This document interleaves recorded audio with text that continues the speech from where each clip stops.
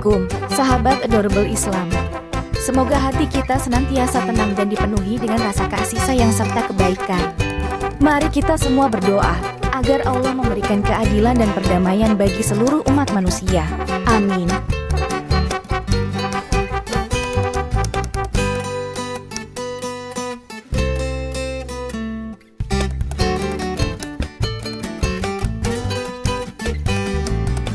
Lo Stivale adalah julukan untuk negara Italia. Dalam bahasa Italia, Lo Stivale berarti debut dalam bahasa Inggris. Julukan ini merujuk pada bentuk geografis Italia yang menyerupai sepatu atau boot ketika dilihat dari peta. Bentuk geografis Italia yang panjang dan menyempit dengan memanjang ke selatan, menciptakan perbandingan visual dengan bentuk sepatu atau boot, dan itulah asal mula julukan ini.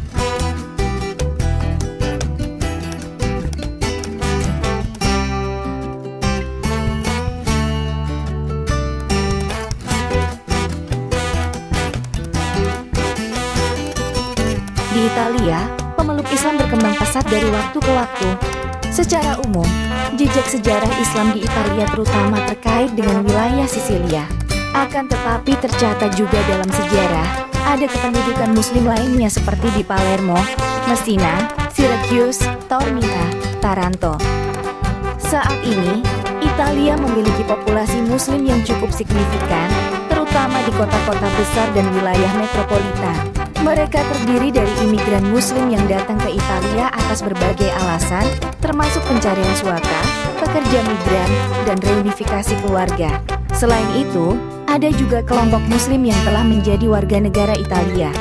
Upaya penaklukan Sisilia sudah dimulai pada masa Khalifah Utsman bin Affan, 644 hingga 645 Masehi, ketika Gubernur Damaskus, Muawiyah bin Abu Sufyan, mengirimkan pasukan pada tahun 652 Masehi. Selain itu, upaya penaklukan juga dilakukan pada era Abdul Aziz bin Musa bin Nusayr, namun upaya ini juga gagal menembus pertahanan pasukan penguasa Sisilia. Di abad yang sama, abad ke-6, terjadi invasi dari bangsa Lombard atau Longobardi, suku Jermanik, ke Italia yang saat itu masih dikendalikan oleh Kekaisaran Bizantium. Hal ini menimbulkan perselisihan karena banyak faktor, diantaranya karena bangsa Lombard, suku Jerman ini adalah penganut Arianisme. Pada pertengahan abad ke-7 dan ke-8, selama periode penaklukan Islam di Sisilia dan Italia Selatan, terutama di Sisilia, dominasi awal terjadi di bawah pemerintahan Kekhalifahan Umayyah dan kemudian berlanjut di bawah Kekhalifahan Abbasiyah. Pada awal abad ke-10, dominasi Fatimiyah juga muncul dalam sejarah Sisilia. Diawali dengan penaklukan Pulau Pantelleria oleh pasukan Muslim pada tahun 700.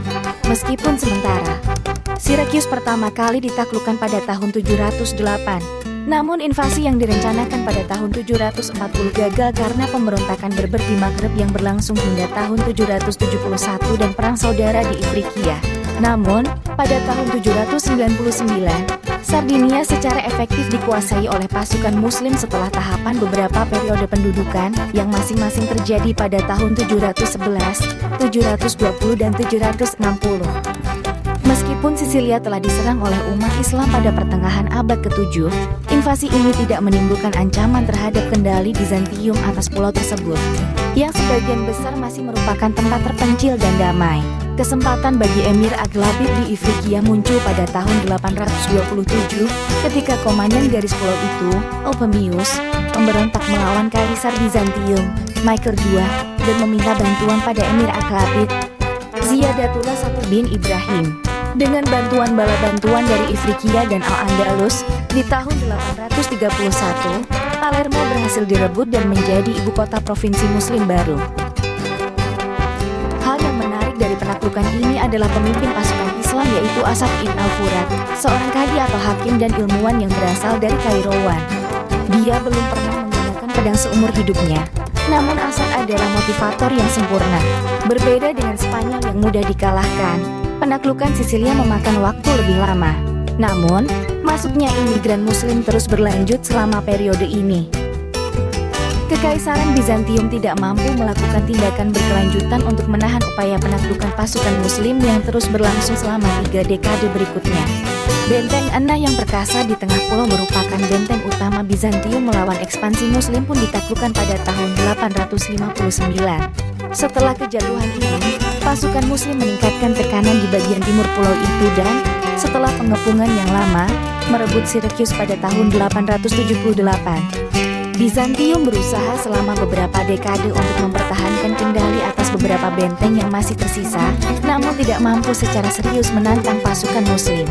Jatuhnya benteng besar Bizantium terakhir, Taormina, pada tahun 902 menandai berakhirnya penaklukan Muslim atas Sisilia dan juga beberapa wilayah Italia lainnya. Selama periode penaklukan oleh pasukan Muslim ini, sejumlah bangsa Lombard menjadi bagian dari pasukan Muslim. Mereka yang sebelumnya memeluk Arianisme, memilih untuk memeluk Islam. Sejumlah bangsa Slavia Sabir Al-Fata yang ada di distrik Sakaliba, Palermo juga menjadi bagian dari pasukan Muslim dan memiliki peran penting dalam penaklukan kota-kota seperti Taranto dan Otranto pada tahun 927. Sebagai informasi, distrik Sakaliba merujuk pada bangsa Lombard dan bangsa Slavia. Bangsa Slavia adalah kelompok etnolinguistik terbesar di Eropa. Bangsa Slavia saat ini diklasifikasikan ke dalam Slavia Timur, seperti bangsa Belarusia, Rusia, Rusun, Ukraina, Slavia Barat, seperti bangsa Ceko, Kasubia, Polandia, Slovakia, Son, serta Slavia Selatan, seperti bangsa Bosnia, Bulgaria, Kroasia, Makedonia, Montenegro, Serbia, Slovenia. Beberapa kelompok etnis Slavia secara tradisional menganut Islam. Kelompok etnis Slavia yang mayoritas umat Muslim seperti bangsa Bosnia, suku Gorani, komunitas Muslim Slavia yang signifikan seperti etnis Bulgaria, Pomak dan Makedonia, Torbesi. Pada abad 9 hingga 10, Sisilia menjadi pusat perhatian. Sisilia menjadi salah satu pusat peradaban di Eropa setelah Cordoba. Masjid-masjid yang tersebar di seluruh Sisilia bukan sekadar tempat ibadah. Masjid-masjid ini juga berfungsi sebagai sekolah dan tempat penanaman benih-benih peradaban dan ilmu pengetahuan Islam. Sisilia, yang saat itu dikuasai oleh Muslim, menjadi basis bagi perdagangan dan interaksi antara dunia Muslim dan Italia. Di bawah pemerintahan Muslim, Sisilia menjadi wilayah berpengaruh di dunia setelah Cordoba. Pada masa ini, sektor pertanian berkembang pesat. Ketika Bizantium masih berkuasa, pertanian hanya berfokus pada penanaman gandum. Keadaan ini berubah drastis ketika warga Muslim memperkenalkan berbagai jenis tanaman pertanian seperti kapas, buah-buahan, kacang-kacangan, tebu, dan lain-lain. Puncak kekuasaan Islam di Sisilia terjadi pada abad ke-10. Di Sisilia, para emir Muslim mendirikan emirat otonom yang memainkan peran penting dalam perkembangan Islam di wilayah tersebut.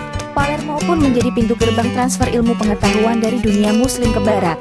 Michele Benedetto Gaetano Amare adalah seorang sejarawan Eropa yang menunjukkan bahwa ilmu pengetahuan yang diperoleh umat Islam pada zaman keemasan disebarkan dari Sisilia ke Barat.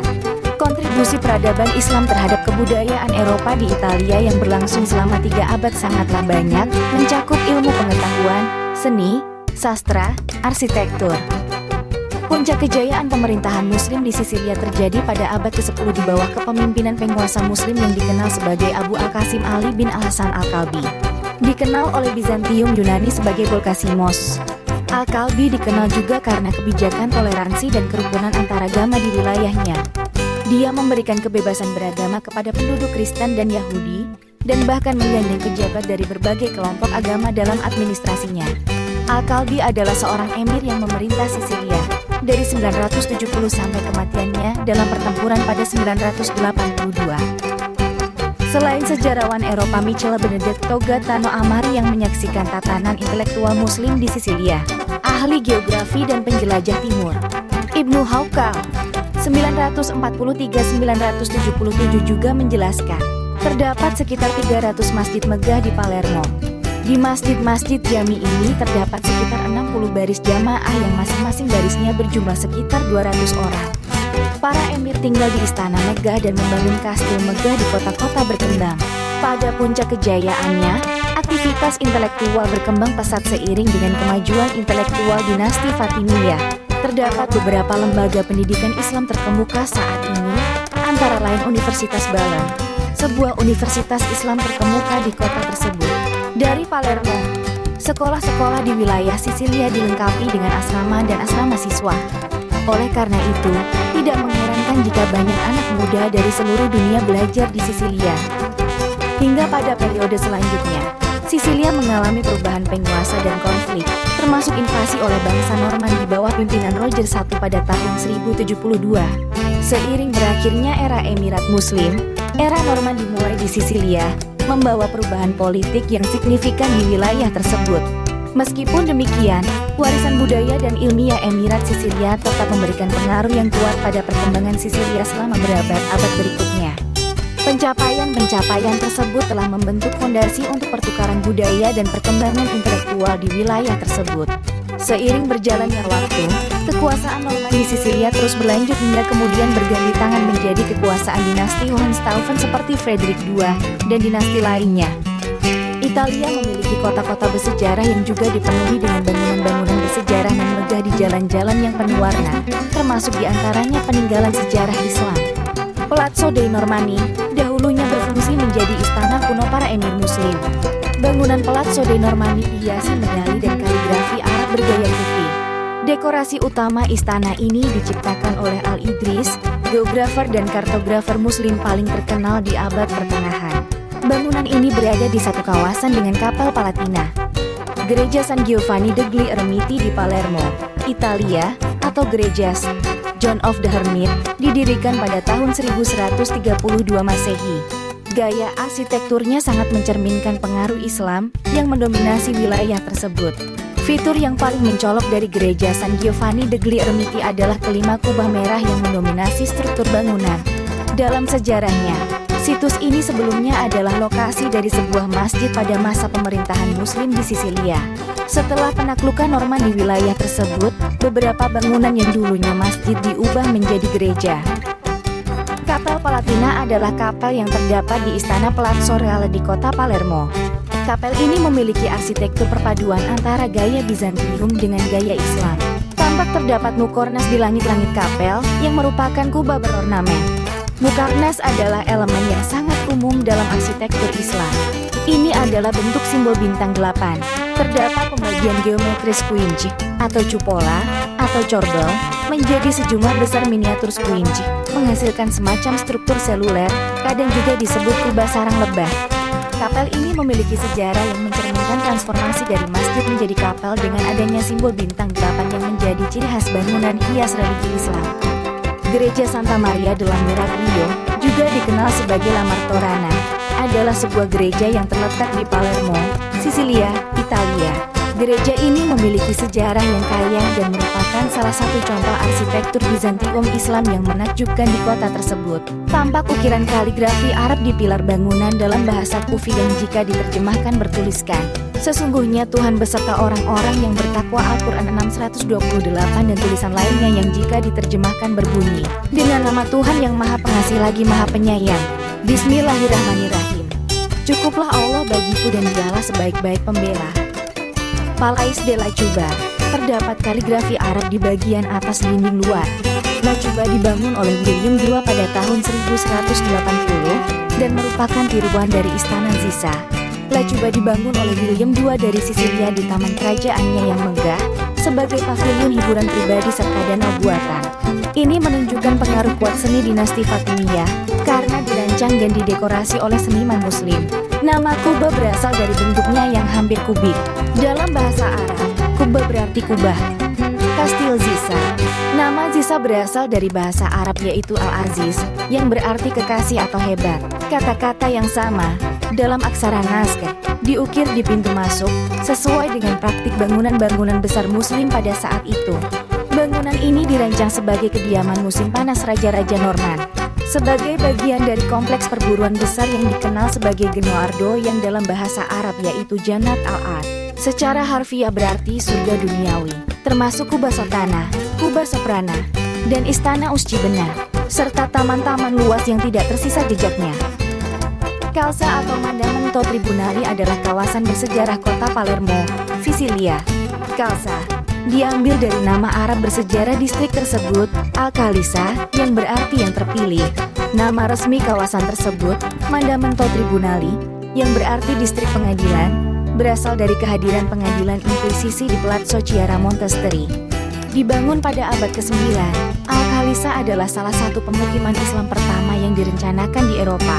Itu adalah pusat administrasi kota Balharm atau Palermo yang berada di bawah kekuasaan Muslim sampai ditaklukkan oleh bangsa Normandia pada tahun 1072. Pola bunga dan geometris Islami hampir menyeluruh pada desain arsitektur bangunan Katedral Monreale ini. Bangunan ini menampilkan perpaduan ciri-ciri khas Islam dan Bizantium. Ciri khas Islam berupa mukornas tampak di langit-langit bangunan. Mukarnas adalah sebentuk ragam dekoratif dalam arsitektur tradisional Islam. Hiasan mukarnas menampilkan sistem proyeksi, pengulangan, dan penggandaan berbentuk ceruk yang berfungsi sebagai dekorasi arsitektur. Keberadaan khas mukornas dan desain Islami dalam bangunan mengakomodir seni dan intelektual Islam. Menurut catatan sejarah, bangunan ini dahulu berfungsi sebagai masjid dan bukan hanya sebagai tempat ibadah namun juga untuk kegiatan umat muslim lainnya. Cefalù sebuah kota pantai di provinsi Palermo, sebelah utara Sisilia. Di sini terlihat bangunan megah yang dikenal sebagai Katedral Cefalù yang menjadi situs warisan dunia UNESCO. Berdasarkan catatan sejarah yang berkesesuaian dengan desain arsitektur bangunan, katedral ini dahulunya merupakan bangunan masjid yang dialihfungsikan menjadi katedral. Desain arsitektur bangunan ini memadukan pengaruh Norman, Arab, dan Bizantium. Katedral Palermo juga dikenal sebagai Katedral Santa Maria Assunta. Awalnya adalah Masjid Agung Palermo atau Great Mosque of Balharm. Balharm merupakan nama kota Palermo pada saat kedudukan Islam di Sisilia. Pilar paling kiri yang menopang seramik gotik memuat tulisan Al-Quran. Pilar-pilar tersebut kemungkinan besar dimasukkan ke dalam Masjid Agung Balharm sebelum kedatangan bangsa Normandia. Serambi pada bangunan merupakan tambahan setelahnya. Setelah penaklukan Norman pada tahun 1072, masjid tersebut diubah menjadi gereja. Bangunan ini mencerminkan perpaduan gaya arsitektur Islam dan juga Bizantium. Chiesa Santissima Annunziata dei Catalani adalah bangunan bekas masjid di era penguasa Norman. Bangunan ini menjadi salah satu bangunan yang selamat dari keganasan gempa tahun 1908. Bangunan ini menampilkan pengaruh arsitektur Islam dan Bizantium. Bangunan ini direnovasi pada abad ke-13 dengan memperpendek bagian tengah dan menambahkan fasad. Bangunan ini memiliki apses silindris dan kubah tinggi yang menjulang di atas ruang depan yang tinggi. Yang perlu diperhatikan adalah dekorasi luar area transept dan kubah dengan serangkaian lengkungan yang dipisahkan oleh kolom-kolom kecil yang secara jelas mencerminkan pengaruh arsitektur Islam. Kuil Apollo adalah salah satu monumen Yunani kuno terpenting Magna Graecia di Ortigia, di depan Piazza Pancali di Syracuse, Sisilia. Kuil ini mengalami beberapa kali alih fungsi dari yang awalnya adalah gereja kemudian menjadi masjid di masa Emirat Sisilia kemudian kembali menjadi gereja setelah bangsa Saracen mengalahkan bangsa Normandia. Masih ada banyak lagi situs bersejarah lainnya yang menjadi saksi sejarah perkembangan Islam di Italia. Melihat secara umum di Sisilia pada masa tersebut, terdapat banyak bangunan yang dahulunya masjid diubah menjadi gereja atau katedral. Perubahan ini mencerminkan dinamika politik yang kompleks dan seringkali melibatkan konflik antara berbagai kekuatan di Italia dan juga Eropa. Wilayah ini mengalami banyak pergolakan dan perubahan kepemimpinan selama berabad-abad. Peran intelektual Islam dalam sejarah perkembangan Islam di Italia dapat dilihat dari berbagai aspek, termasuk kebudayaan, ilmu pengetahuan, dan interaksi antar budaya. Selama periode kejayaan Islam di Sisilia dan selatan Italia, abad ke-9 hingga abad ke-11, keilmuan dan kebudayaan Islam memberikan dampak yang signifikan. Buku-buku dan manuskrip ilmiah dari dunia Islam diterjemahkan ke dalam bahasa Latin. Sejumlah besar karya dalam bidang kedokteran, astronomi, matematika, dan filsafat pun disalin ulang atau diterjemahkan ke dalam bahasa Latin. Hal ini tentu saja memberikan kontribusi besar atas peningkatan ilmu pengetahuan dan karya filsafat di Eropa dan juga dunia. Masya Allah, Alhamdulillah, Vi amo tutti.